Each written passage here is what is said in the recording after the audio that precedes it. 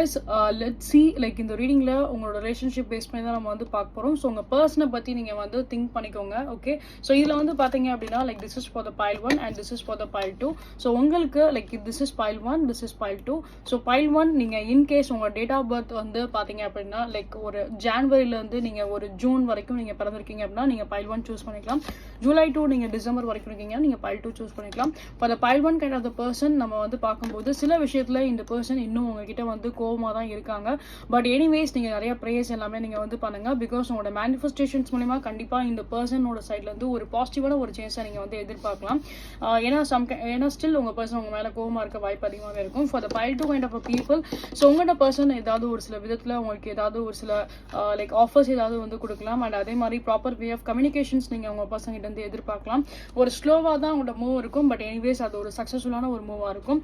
And overall இந்த person வந்து பார்க்கும்போது ஏதோ ஒரு விதத்தில் உங்களோட ரிலேஷன்ஷிப்பில் ஒரு க்ரோத் கொண்டு வரதுக்கு தான் உங்களோட பர்சன் வராங்க. So claim this reading by 11/11.